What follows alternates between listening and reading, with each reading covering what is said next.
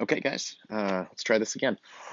Um, I do want to say that I did something crazy this semester, which is that I decided I was going to teach the Phaedrus, which is something I've never taught before. I've been a teacher for 12 years, and this is the first time I've ever done this. And some people said it was too hard to do, and then you can't give BMCC undergraduates this book, by the way, is a 20,000 word book, 22,000 words. So when you write a paper that's, say, 500 words long, um, this paper is this book, the Phaedrus by Plato, is 22,000 words. It's very long.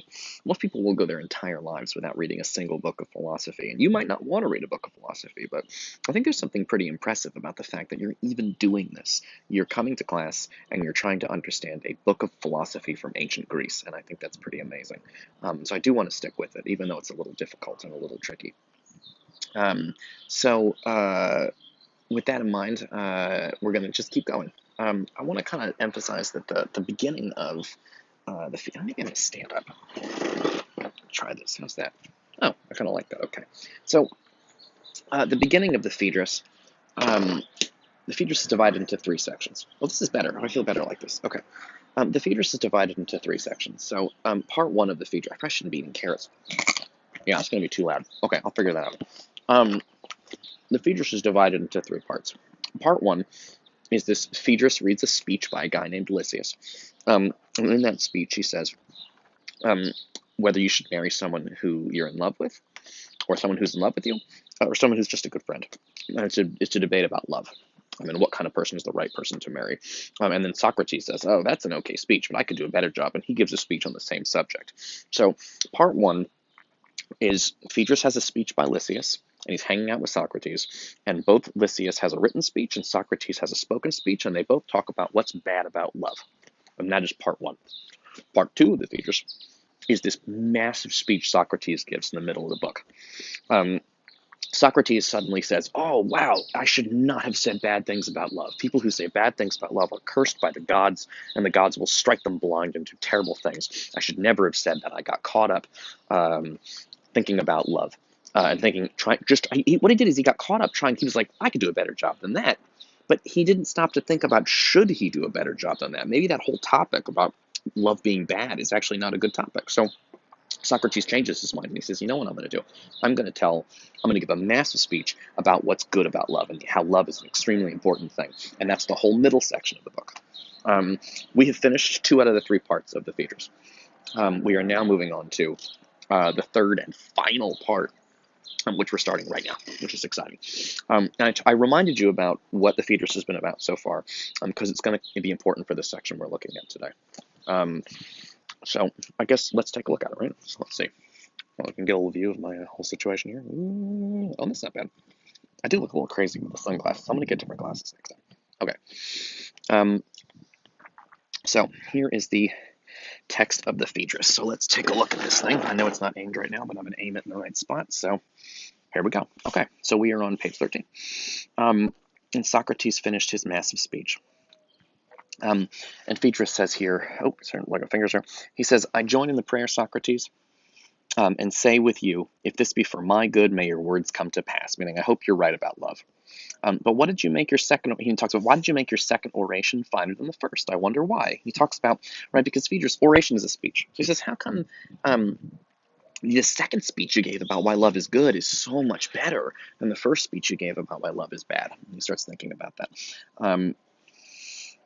And I begin to be afraid that I shall lose conceit of Lysias. Right? He's gonna lose the idea that Lysias had. Lysias was so impressive to him, but Socrates' speech has kind of blown him out of the water.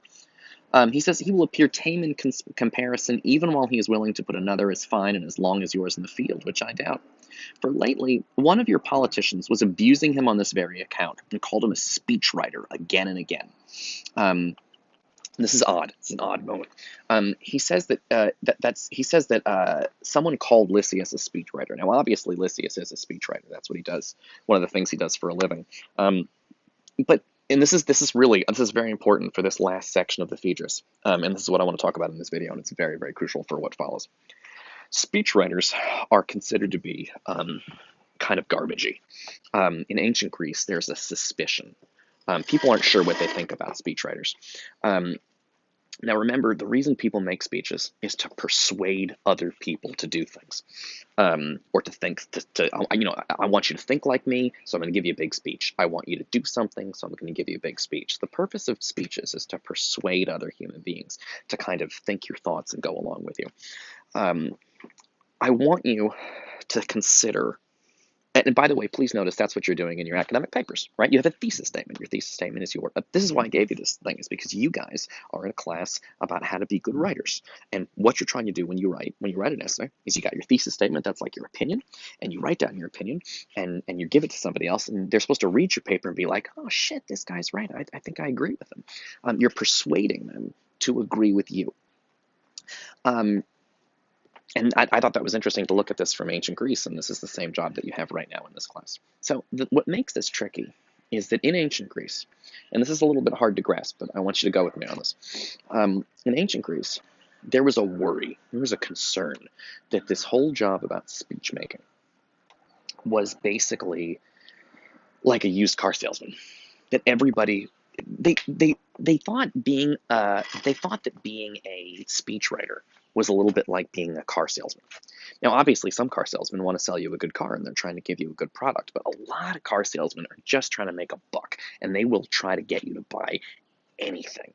And so the problem is that while it's possible that a speechwriter or a car salesman may be trying to do the best for you, the person listening to the speech, the person who's going to buy a car, there's a big worry in ancient Greece that there's something sneaky about the whole job. Because if your whole job is to try to get people to do something, won't you say anything to get them to do it? In which case, maybe you're not a trustworthy person. If you've ever had a high-pressure salesman, for example, try to sell you something expensive, they'll pressure you into it, and they'll make you feel bad, or they'll make you feel like you have to do this, or they'll make you feel guilty. And sometimes, if you've ever bought something that you really didn't need, and you get home with it, and you're like, oh man, I shouldn't have bought that, because you got a little bit tricked by the salespeople. That is what Socrates and his whole culture, ancient Greece, they were really worried that people who give big speeches are this kind of person, that they are essentially like, they're trying to sell you something, and so they're not super trustworthy, because they have a goal, which is to get you to agree with them, and they will say anything, true or not true. They will tell lies. They will pressure you. They will manipulate you. And that maybe there's something bad about all of these speeches. Um, uh, and they think it's a little bit of trickery. I'm going to move forward just a little bit in the text so you can see what I'm talking about here. So um, down here, Socrates says, anyway, I'm going to skip this. Phaedrus says, I thought Socrates, are you aware, this is the underlined part, are you aware the greatest and most influential statesmen are ashamed of writing speeches and leaving them in written form, lest they should be called sophists by posterity? That word sophist is a very important word.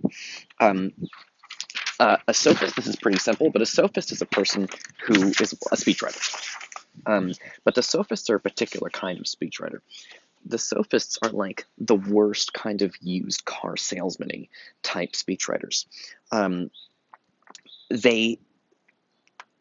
thing that makes the sophists is they're a particular kind of speechwriter. They are the kind of speechwriter that will say anything to win their argument. They will say anything to get you to agree with them. And here's the worst part about the sophists. They don't even really believe anything. The sophists will get you to believe something just as a game. They're trying to basically, think about a sophist like this. A sophist is a person who says, I'm so clever. I can use words to convince people of anything. Watch how amazing I am at this. I'm going to convince you to marry somebody that doesn't love you. Huh, that's impossible. How could a person do that? People want to be in love when they get married. And the sophist says, I'll show you how I'm so good. I can get them to believe in something that's ridiculous, like marrying somebody who's not in love with you, and then they give a whole speech. Do they believe you should marry somebody that's not in love with you? Probably not.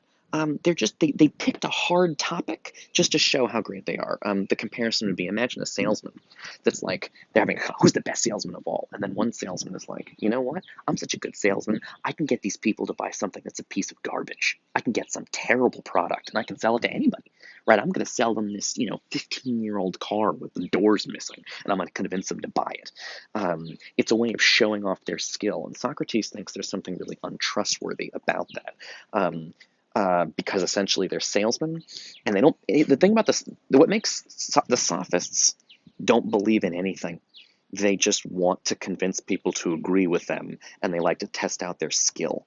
Socrates believes in truth. He believes in justice. He believes in love. He believes in beauty. And he says real speech makers should get you to believe in things that are true, whereas the sophists are just trying to get you to believe in anything to show off how their incredible speech making powers of words. So I'm going to end this video here, but I would ask you to consider one thing you could talk about in the comments is to think about the ways in which selling something, being a salesman, is a little bit like being a speechwriter, and it's a little bit like being a student. Some of my students will say or do anything in their papers that they think will get them an A. They'll write papers they don't even believe in. So it's just something to think about, the connections between being a speechwriter, being a salesman, and being a student. And there's a Socrates thinks these things are linked, and there may be something dangerous there, because if you're teaching people to say things that aren't true just for the grade, just for the sale, just for the enjoyment of manipulating people, there's something really dangerous about writing. Okay, cool.